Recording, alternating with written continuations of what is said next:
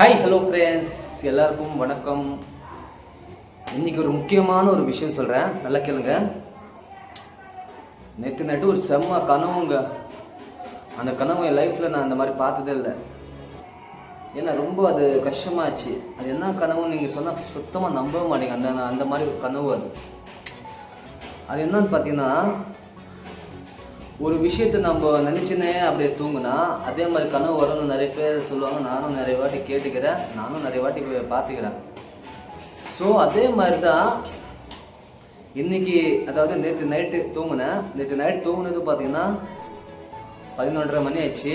நான் மினிமம் பார்த்தீங்கன்னா 10 அந்த டைமில் தூங்கிடுவேன். நேற்று 11 மணி 11:30 ஆயிடுச்சு. எப்படியும் தூங்குறதுக்கு தூக்கமே இல்லை.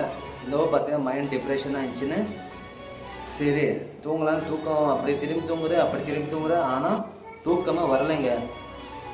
சரி அதை விட எப்படியோ தூங்கிட்டேன். தூங்கி அது ஒரு கனவு சொன்ன பார்த்தீங்களா, அந்த ஒரு கனவு தான் அது.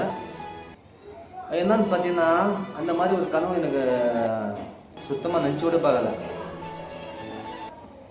ஏன்னா நான் கனவுல பார்த்தீங்கன்னா செத்துட்டுக்கிறேன். அதெல்லாம் வீட்டில் சொன்னால் பயந்துருவாங்க. என்னத்தையும் சொல்ல உங்கள்கிட்ட சொல்கிறேன். கனவுல பார்த்தீங்கன்னா திடீர்னு செத்துட்டுக்கிறேன். செத்த அப்புறம் ஒரு ஆத்மாவோட நிலைமை எப்படி ஆகுமான்னு யோசிக்கும் போது தான் அந்த மாதிரி ஆச்சு. ஏன்னா நான் ஒரு படம் ஒன்று நேற்று நைட்டு பார்த்தேன். அந்த படம் பார்த்த அப்புறம் வந்து அதே மாதிரி அதே நினைவுல தூங்கினேன் பார்த்தீங்களா, அதே மாதிரி எனக்கும் பார்த்தீங்கன்னா அந்த ஒரு அந்த மாதிரி சேமாக அதே மாதிரி ஒரு கனவு வந்துச்சு. ஏன்னா செத்த அப்புறம் பார்த்தீங்கன்னா ஒரு ஆத்மாவோட நிலைமை அந்த மாதிரி ஆகுதுதான்னு ரொம்ப கஷ்டமாயிடுது. ஏன்னு பார்த்தீங்கன்னா, நம்மளுக்காக நம்ம ஒரு நல்லது செஞ்சுருந்தால் நம்மளுக்காக துவா பண்ணுற நிறைய பேர் இருப்பாங்க. அதே நம்ம கெட்டவை செஞ்சு வச்சுக்க பேருக்கு தான் துவா பண்ணுவோம் தவிர உள்ளுக்குள்ளே சிரிப்பாங்க. மனுஷங்களோட என்னமே அப்படி தான். சரி என்னாச்சு, எனக்கு சாவு வந்துச்சு, செத்துட்டுக்கிறேன். அதுக்கப்புறம் பார்த்தீங்கன்னா என்ன ஆயிடுச்சுன்னா, ஒரு ஓரமாக என்னோட ஆத்மா பார்த்தீங்கன்னா ஒரு ஓரமாக ஒன்று உட்காந்து அழுது நிற்கிறேன். ஒரு கதை போல் தான் என் லைஃபோ ஆயிடுச்சு. அந்த மாதிரி ஒரு வச்சு. ஏன்னா அதெல்லாம் வெளியே சொன்னால் நம்பவே மாட்டேன், யாரும் நம்ப மாட்டாங்க. ஏன்னா அந்த மாதிரி ஆயிடுச்சு.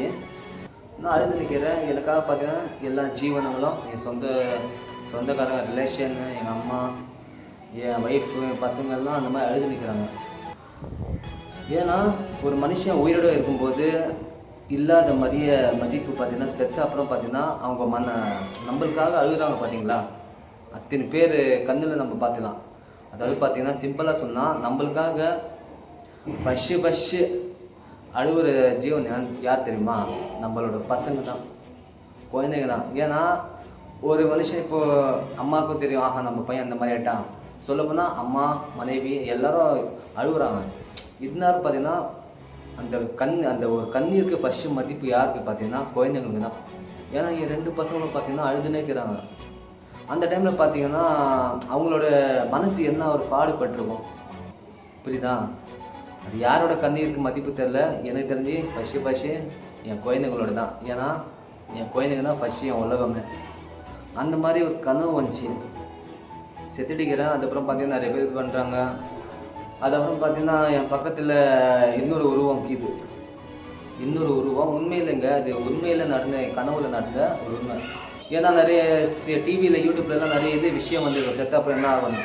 ஆனால் அதே மாதிரி தான் என் லைஃப்பில் கூட நடந்துச்சு.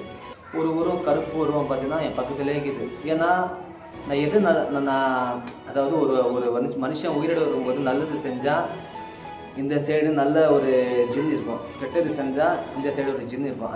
அது உண்மை தாங்க. அது ஏன்னா 2 ஜின் இருந்துச்சு என் லைஃப்பில். பக்கத்தில் பார்த்தீங்கன்னா 2 ஜின் இருந்துச்சு. ஒன்று பார்த்தீங்கன்னா நான் தப்பு செஞ்சது சொல்கிறதுக்கு, இன்னொரு ஜின் பார்த்தீங்கன்னா நான் என்னென்ன தவறு செஞ்சேன் அந்த மாதிரி சொல்கிறதுக்கு ஒரு ஜின் இருந்துச்சு. ஆனால் இருக்கிற வரைக்கும் பார்த்தீங்கன்னா எல்லாரையும் சந்தோஷமாக வைங்க. எந்த தப்பு பண்ணாலும் அதுக்கு கடவுள்கிட்ட மன்னிப்பு கேளுங்க. ஏதோ சொல்லணும்னு தோணுச்சு. ஆனால் நீங்கள் நம்பினாலும் அதுதான் உண்மை. ஏதோ சொல்லணும்னு தோணுச்சு. ஆனால் நிறைய விஷயம் இன்னும் ஓடிச்சு, அது சொல்கிறதுக்கு முடியல. எப்படி பயமாகுது எனக்கு அது.